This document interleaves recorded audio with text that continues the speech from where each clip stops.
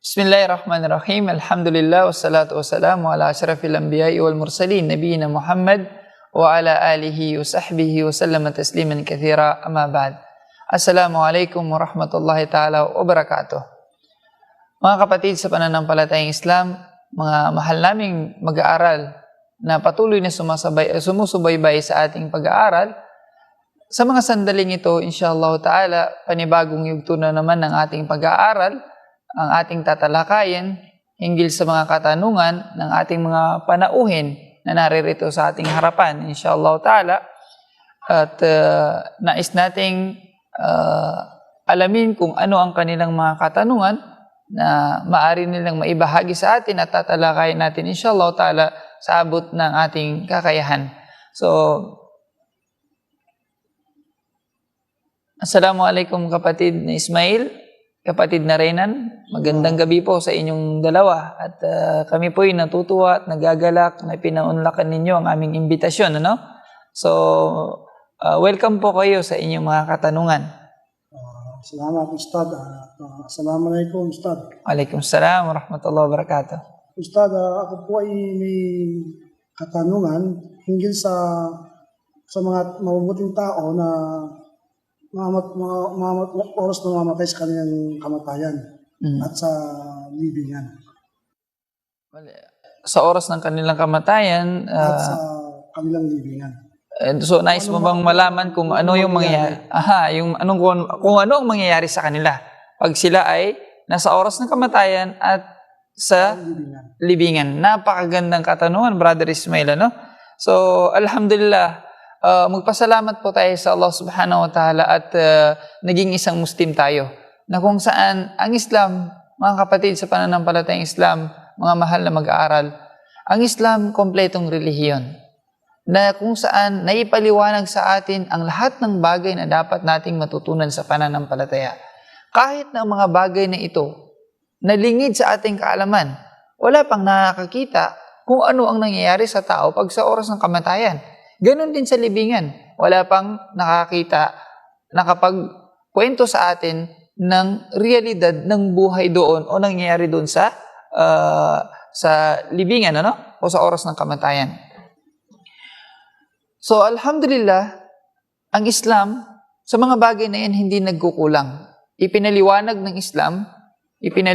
Islam kung ano ang mangyayari sa tao sa oras ng kamatayan at kapag sila ay nasa libingan. Nabanggit sa hadith na isalaysay ni Bara, no?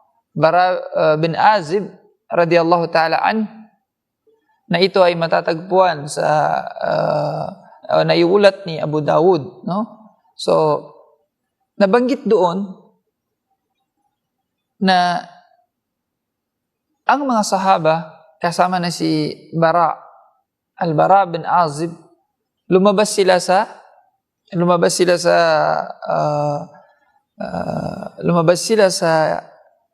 Madina. Doon din sa Madina, lumabas sila kasama ang Propeta Muhammad sallallahu alaihi wasallam upang makipaglibing sa isang namatay na Ansar. Ang Ansar, yung mga tagasunod ni Propeta Muhammad sallallahu alaihi wasallam sa libingan. Nung nandun na sila sa may libingan, habang hindi pa nahuhukay, ang Propeta Muhammad sallallahu alaihi wasallam umupo na nakaharap sa kibla. At ang ginawa namin, sabi ni Al-Bara, umupo rin kami sa tabi ng Propeta Muhammad sallallahu alaihi wasallam. At sa sitwasyon na yon, sa kalagayang yon, para bang may mga ibon sa aming mga ulo. Kumbaga, ipinakita ni Al-Bara sa sitwasyon na yon na kung saan naka-concentrate sila kay Propeta Muhammad sallallahu alaihi wasallam. Pagkatapos ng kapatid, sabi ng Propeta Muhammad sallallahu alaihi wasallam, habang siya ay may hawak na patpat, no? At tinatapik niya sa lupa, sabi niya, A'udhu billah min adhabil qabr. A'udhu billah min adhabil qabr. A'udhu billah min adhabil qabr. Humingi ang propeta Muhammad sallallahu alaihi wasallam ng pagpapakupkup mula sa Allah laban sa kaparusahan sa libingan. Sapagkat mga kapatid sa pananampalatayang Islam, ang kaparusahan sa libingan, ito yung unang stage ng parusa. Na kung saan kapag ang tao pinarusahan dito sa kabar, dito sa libingan, ibig sabihin nun, mas matindi pa yung kasunod. Na kung kaya ang propeta Muhammad sallallahu alaihi wasallam, binigyang diin niya ang pagpapakupkup sa Allah subhanahu wa ta'ala laban sa parusa sa libingan. Pagkatapos niyon, habang siya ay nakatingala sa langit at sa lupa, then sinabi niya ang bagay na yon, nagsimula na siyang magkwento. Nagsimula ang magkwento ang propeta Muhammad sallallahu alaihi wasallam sa mangyayari sa tao sa kanyang libingan o sa oras ng kamatayan. Sabi ng propeta Muhammad sallallahu alaihi wasallam, pag namatay na o pag nasa paghihingalo na ang isang taong mabuti, yung mabuting tao, pag nasa oras ng paghihingalo, bababa ang mga anghel sa langit. May mga anghel na bababa mula sa langit na mapuputi na parang sinag ng araw ang kanilang mga mukha. May dadala-dala silang kasuutan at may dala-dala silang pabango. At sila ay tatayo sa abot tanaw ng yumao na ito. At darating ang anghel ng kamatayan at magsasabi, "O mabuting kaluluwa, lumabas ka na tungo sa pagpapatawad ng iyong Panginoon." Ang alipin na ito na mabuti, dahan-dahan, mahinahon, malumanis siyang lalabas mula sa kanyang katawan. Allahu Akbar. Malumanis siyang lalabas mula sa kanyang katawan. Na dinescribe ng propeta Muhammad sallallahu alaihi wasallam na kahalintulad ng paglabas ng patak ng tubig mula sa lalagyan. Katulad ng paglabas ng tubig doon sa lalagyan. Napakahinahon ng kanyang paglabas, napakagaan. Sa paglabas ng anghel na yon, ang mga anghel sa kalangitan ay hihingi ng kapatawaran para sa kanya. Ang kalangitan ay bubuksan para sa kanya. At ang mga anghel sa kalangitan ay magsusumamo na sana makadaan sa kanila ang bangkay na yaon. Subhanallah. Pagkatapos niyan mga kapatid, kukunin ng anghel ng kamatayan ang kaluluwa. At sa isang iglap, napakabilis, kukunin kaagad ng mga anghel na nagbabantay sa abot tanaw ng yumao. Kukunin kaagad yung bangkay o yung kaluluwa. Kukunin kaagad yung kaluluwa at kanilang babalutin doon sa dala nilang kasuotan. Babalutin nila yung kaluluwa at papabanguhan nila. At lalabas mula dito sa kanya, lalabas mula sa kaluluwang ito, ang napakagandang halimuyak. Napakabango. Mashallah. Brother Nair, napakabango po. At papailan lang na sila. Dadalhin ng maanghel ang kaluluwang ito. Papailan lang sa kalangitan. At sa bawat madaanan nilang maanghel, magtatanong sila, sino yan? Sasagutin ng mga nagdala sa kanya, siya ay si Pulan na anak ni Pulan. Tatawagin siya sa pinakamainam, pinakamaganda na pangalan na kung paano siya tinatawag din dito sa mundo ng magandang pangalan, yun ay tatawag sa kanya. At pag nakarating na sila sa unang kalangitan, hihingi sila ng pahintulot na pagbubuksan sila. So, dapat talaga magsanay tayong, ito ay makukuha natin dito, kapatid, yung nagsasanay tayong magpaalam. Hindi yung basta-basta pasok ka na lang kaagad, ano? Magpaalam mo na, pati ang mga anghel, nagpapaalam sa kapwa nila anghel, ano? So, magpapaalam sila at pagbubuksan, i-welcome na kaagad. At sa bawat madaanan nila na antas ng kalangitan, susunod yung mga anghel sa yumao na yon. Susundan nila hanggang sa maihatid na sa ikapitong kalangitan. At pag nakarating na sa ikapitong kalangitan, sasabihin ng Allah, itala ninyo ang gawa ng aking alipin sa Illiyon. Ang Illiyon, ito yung talaan ng mabubuting gawa. Dito nilalagay yung mga mabubuting gawa. At pagkatapos niyon, ibalik niyo siya.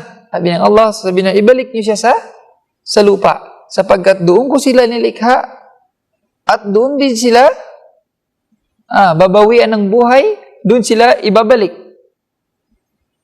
Pagkatapos na nilikha sila doon, ibabalik sila sa lupa at doon din sila ibabangong muli. Sa lupa tayo nanggaling, sa lupa rin tayo babalik, at sa lupa rin tayo ibabangong muli. So, ibabalik ang kaluluwa na ito doon sa kanyang katawan. At halos marinig pa niya ang yabag ng mga nakipaglibing sa kanya. Halos marinig pa niya ang yabag ng mga paa ng mga nakipaglibing sa kanya. Pagkatapos na sila ay lumisan, darating ang dalawang anghel. Darating ang dalawang anghel na magtatanong sa taong himao. Unang-unang itatanong sa kanya, kapatid, sino ang iyong Panginoon? Man Rabbuk? Sino ang iyong Panginoon? Ang mabuting tao, napakagaan para sa kanya sumagot. Sino ang iyong Panginoon?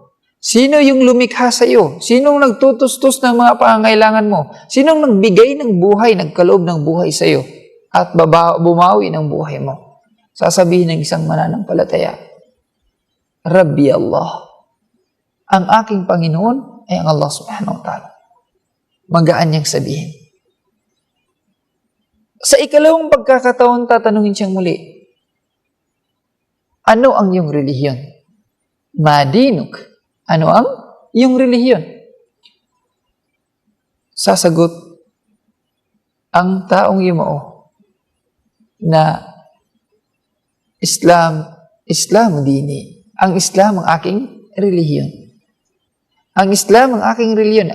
Ang relihiyon yung ipinamumuhay, yung panuntunan ng buhay ng aking sinusunod ay Islam. Sapagkat ang Islam, ito yung kompletong panuntunan ng buhay. So, nararapat sa lahat ng mga nilikha, Islam ang kanilang ipamumuhay. Sapagkat ito yung nilagay ng Allah subhanahu wa ta'ala na way of life.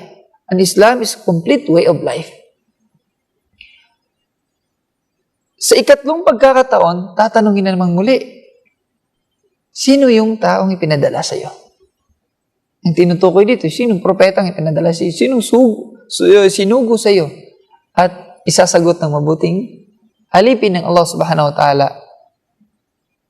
Isasagot niya na Allah, ang taong ito ay si Muhammad sallallahu alaihi wasallam. Magaan niyang masasagot. Madali niyang sagutin. Bakit? Sapagkat sila yung mga tao na kung saan nanampalataya kay Propeta Muhammad sallallahu alaihi wasallam. Sumunod kay Propeta Muhammad sallallahu alaihi wasallam. So tatanungin siya na, paano mo nalaman? Ano yung nagbigay kaalaman sa iyo? In what way mong nalaman? Sabi, binasa ko, pinaniwalaan ko, at pinatotohanan ko. Binasa ko, pinaniwalaan ko, at pinatotohanan ko. Sabi ng Allah subhanahu wa ta'ala, sa ganitong kalagayan na napakahirap, no? Hindi basta-basta yung tanong ng mga anghel. Sapagkat hindi ito nakukuha sa talino na madali mong masagot. Hindi mo basta-basta maisasagot ang bagay na hindi mo ipinamumuhay. Brother Ismail, yung bagay na kung saan hindi mo pinamumuhay, mahirap sagutin. Lalong-lalo na sa sitwasyon na ganoon. Na kung kaya sinabi ng Allah sa sinabi ng Allah sa maluwalhating Quran, sa Surah Ibrahim, chapter 14, verse 27,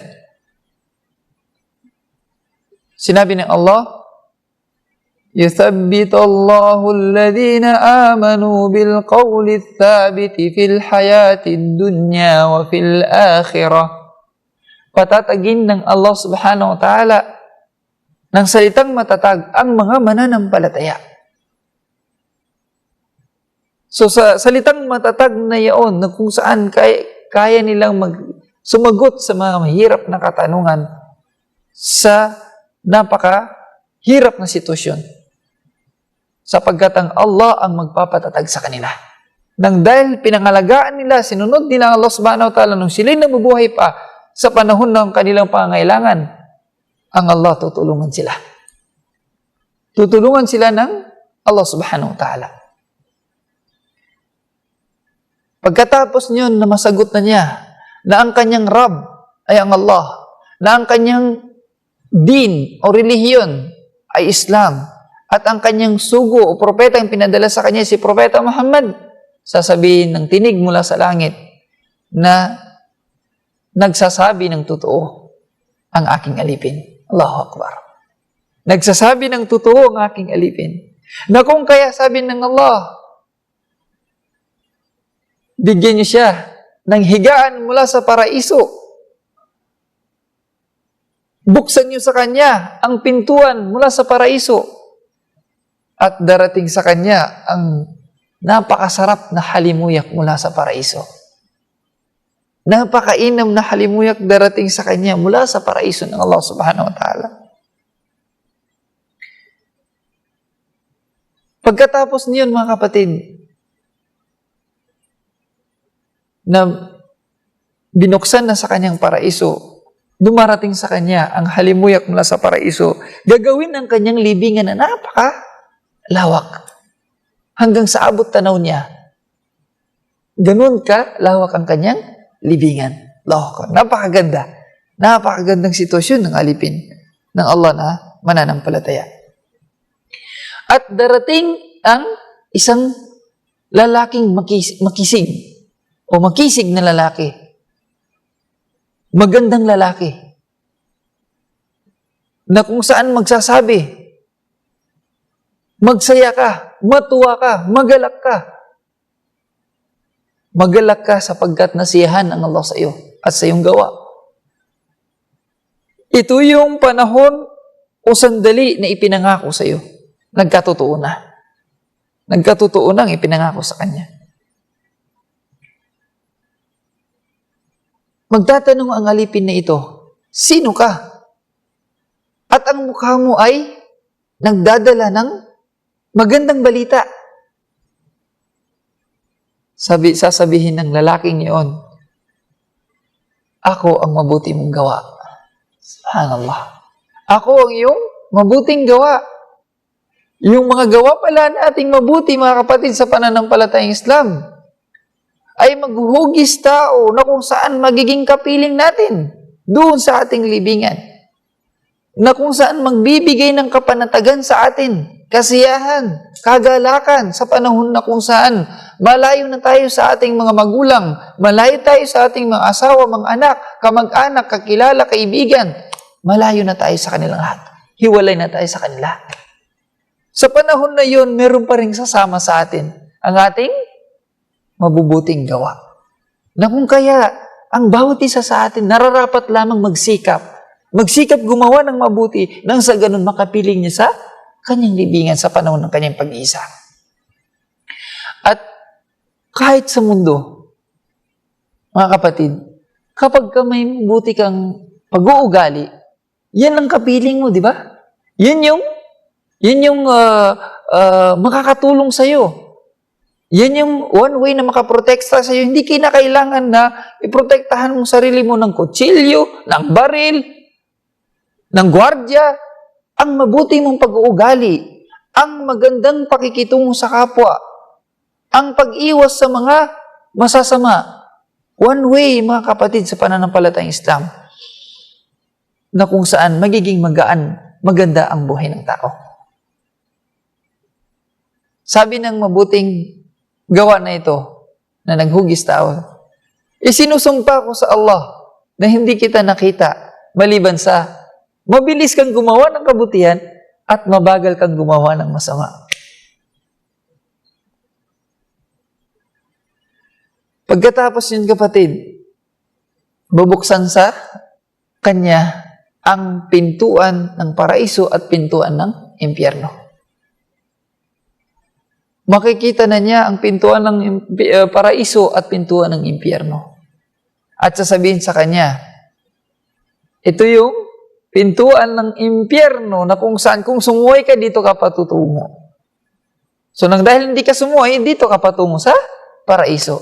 At pag nakita na ng alipin, ang mga sandaling yun, pag nakita na niya ang paraiso, Allah, subhanallah.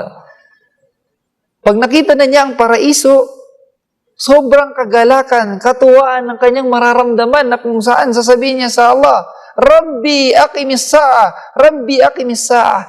Anong ibig sabihin nun? O aking Panginoon, itayo mo na ang araw ng paghukom. O Panginoon, itayo mo na ang araw ng paghukom. Bakit?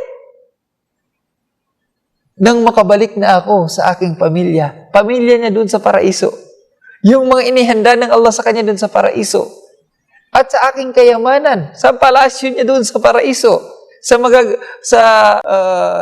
mga biyaya na nilalaman ng paraiso, na napagmamasdan niya, kapatid, subhanallah, pintuan sa paraiso, Allahu Akbar, nakita niya ang pintuan doon na kung saan nagbigay ng kagalakan sa kanya, nahihingi niya sa Allah na itayo ng araw ng paghukom, na kung saan iniiwasan ng mga tao na dumating ang araw na yun. Subalit ang mabubuting mga mananampalataya sa barzakh, sa kanilang libingan, humihingi sa Allah na itayo ng araw ng paghukom. Mga kapatid sa pananampalatayang Islam, napakagandang kalagayan ng isang mananampalatayang Muslim. Dito pa lang sa mundo, hanggang sa kabilang buhay, sa panahon ng paghihingalo, hanggang dun sa libingan, hanggang sa Day of Judgment, napakagaan, napakaganda ng kanyang kalagayan. Na kung kaya, mga kapatid sa pananampalatayang Islam, panatilihin natin ang iman sa ating mga puso, ang Islam sa ating mga sarili. Ipamuhay natin ang Islam. Patatagin natin ang ating mga iman. Paramihin natin ang ating mabubuting gawa. Nang sa gayon, pakikinabangan natin sa oras na wala na makakatulong sa atin, kundi ang awa at habag ng Allah pagkatapos ang ating mabubuting gawa. Maraming salamat po, kapatid na Ismail, kapatid na Renan, sa inyong pagdalo at sa inyong magandang katanungan na nagbigay ng linaw sa bagay na kung saan lingid sa ating kaalaman. At hingin natin sa Allah subhanahu wa ta'ala na ibilang tayo sa mga mabubuting mga tao at ilayo tayo sa mga masasamang mga tao, pagaanin sa atin ang daan tungo sa paraiso at ilayo tayo sa anumang daan na magdadala sa atin tungo sa impyerno. Hanggang dito na lamang po. Subhanakallahumma wa bihamdik, asyhadu an la ilaha illa ant, nastaghfiruka wa natubu ilaik. Wassalamu alaikum warahmatullahi ta'ala wabarakatuh.